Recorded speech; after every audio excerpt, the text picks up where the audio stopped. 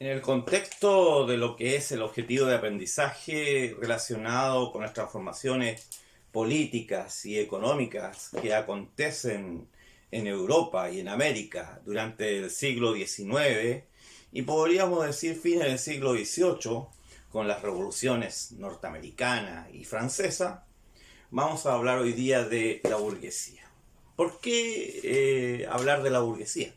Porque la burguesía fue el elemento humano protagonista de estas transformaciones políticas, económicas y sociales acontecía durante el siglo XIX y también protagonista de esas revoluciones que le implicaron a ella importantes réditos. Ahora, ¿qué es la burguesía? La burguesía básicamente es una clase social que aparece más o menos por ahí como en la segunda mitad de la Edad Media europea, siglo XIV, por ahí, cuando comienzan a resurgir, a reaparecer las ciudades que habían quedado deshabitadas después de las invasiones bárbaras, cuando cayó el Imperio Romano de Occidente, o algunos casas que aparecen, poblados que aparecen en los alrededores de los castillos feudales. Se dice que la palabra burgo viene del gótico alemán y que implicaría algo así como fortaleza, ciudad, y de ahí, ¿no es cierto?, que sus habitantes de esos burgos van a ser denominados burgueses. Ahora, todos los habitantes de la ciudad son burgueses entonces.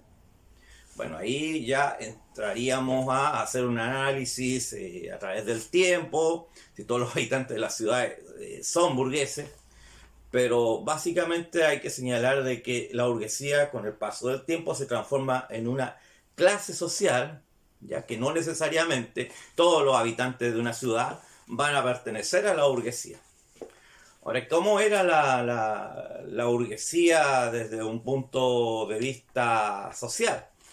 Se dice que la burguesía estaba dividida en al menos tres grupos. Una alta burguesía, que eran, ¿no es cierto?, los que tenían más dinero, más recursos. Eran los empresarios, los que se hicieron millonarios con las finanzas, con la industria, ¿no?, con el comercio al principio, ¿ya?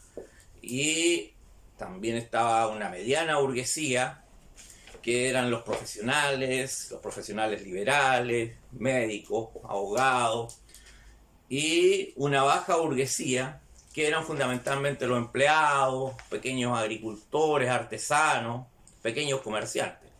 Ahora hay que dejar en claro algo.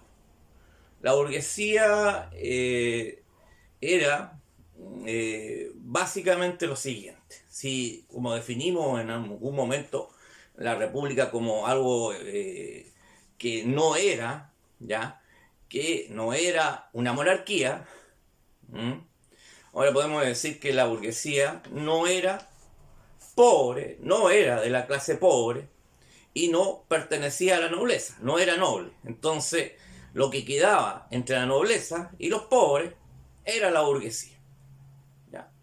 La burguesía en sí no tenía una ascendencia de sangre, de apellido, como era en el caso de los nobles, y el burgués, sobre todo el que había llegado a la alta burguesía, había logrado eso, había logrado convertirse en millonario, fundamentalmente debido a su trabajo, a sus habilidades o a su astucia.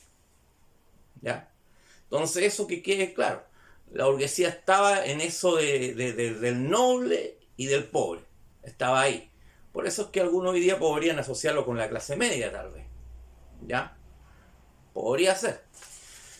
La cosa es que si pensamos, ¿no es cierto?, qué buscaba la burguesía en dos temáticas, en lo político y en lo económico. ¿Qué buscaba la burguesía en lo político? Bueno, básicamente el poder. Eso está claro. Buscaba el poder. Para eso hizo las revoluciones, la Revolución Francesa, la Revolución Norteamericana, y acá, ¿no es cierto?, la independencia de las colonias hispanoamericanas, y de esa manera alcanzaron el poder político, porque tenían poder económico ya lo tenían, pero el poder político no lo tenían. Entonces por eso hacen esas revoluciones. Ahora, desde el punto de vista político, la burguesía se identifica con el liberalismo político, emanado, ¿no es cierto?, de los ideales de la Ilustración. Ese liberalismo político era partidario de una monarquía constitucional, o sea, un rey limitado en sus poderes por una constitución y un parlamento, o de una república democrática. Entonces, desde ese punto de vista, la burguesía era partidaria, ¿no es cierto?, del respeto a las libertades individuales,